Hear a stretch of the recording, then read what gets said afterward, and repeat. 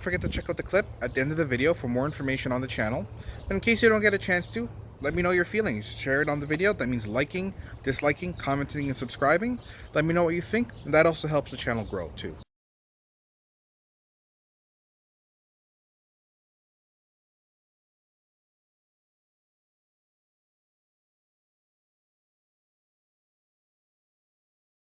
Alright, so first you want to make sure the car is jacked up and supported, as usual.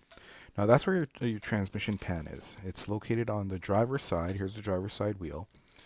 And if you look, it's just up, just past the frame there, and you can see the drain bolt. There it is, right there. So we're just going to take our hex bit, and we're going to go, and now once you actually crack it, it actually comes out easily. You see I accidentally knocked out my bit, the socket fell. But this is not like, for example, the differential or the transfer case. You can actually just roll that out by hand once you loosen it. And you can see there, right, just by hand, I'm unscrewing it. There's no Loctite or anything that holds it in place. Now, be prepared when you take this out. Wear gloves or anything like that. It will be messy. It's going to shoot straight down. About 4 quarts/liters are going to come out. So be prepared for that. And it'll shoot right out. So if you're not careful, you may drop the bolt into the pan. So make sure you have a drain pan ready and everything. And just as you unscrew, you're going to see it's just going to flow out there. Now, all in all, it does take about 4 minutes to drain out, give or take. I do kind of cut that out, no point in seeing it, but you'll see once I empty it, I just kind of leave it for a bit. There you go. And yeah, just let it drain out, no problem there. Now the drain plug does have an O-ring on it. I didn't change it. It is a good idea to change it, so you may want to consider getting one just to make sure it seals properly. However, if you don't, it's not a huge deal. So we're just going to wait here now for a couple minutes and let it drain out. I should tell you, you should do it at roughly 60,000 miles, 100,000 kilometers. I couldn't get direct information from Nissan Infiniti to find out. Nissan just says to inspect it every year with no direct change interval. There you can see the fluid came out, how it looked. It was pretty dark. This car is just about 105,000 kilometers when this was done. There you saw the gasket, the O-ring gasket that's on the drain plug. I cleaned it up there and installed it. Now it is kind of interesting to install. It doesn't just screw right in. You do have to get it kind of perfect. Just be patient with it. Roll it around a little and make sure you don't cross-thread or anything like that, and you will get it in. And then once done, you do want to tighten it to 15 foot-pounds. So basically it's hand tight, but you know, the specifics are 15 foot-pounds is what you want to torque up to.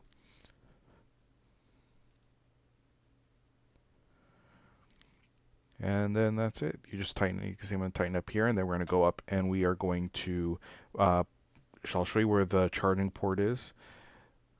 There's the charge pipe. So you just take it out. Now there's your dipstick.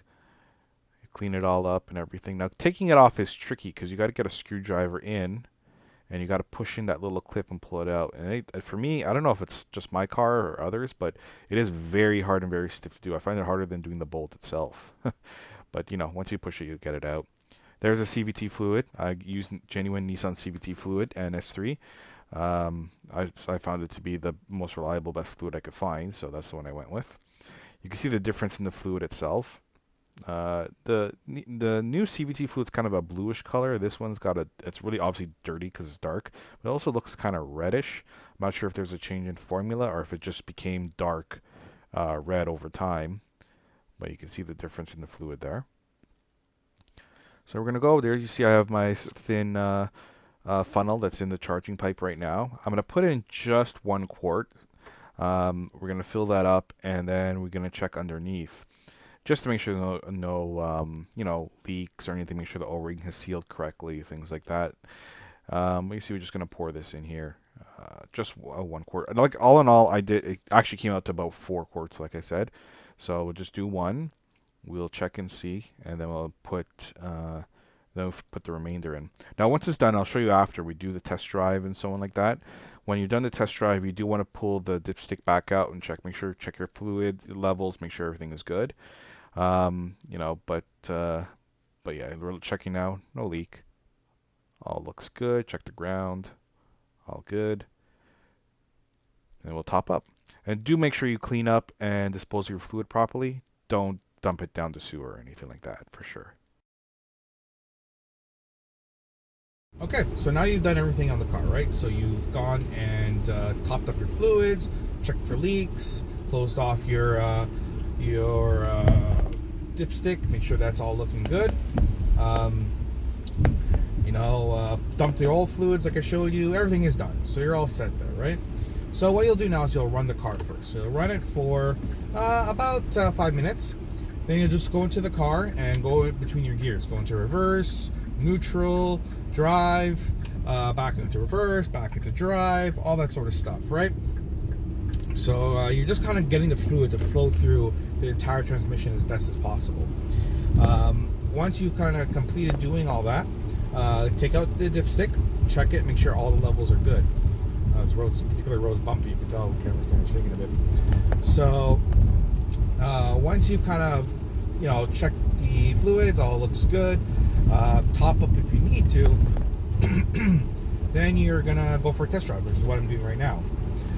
So you test drive, you don't have to do it long, just a couple miles / a couple kilometers, not much. You're just driving through, making sure the shifting feels good, making sure nothing is out of place, no errors come up. You shouldn't at this point if you check your fluids after that warm-up phase.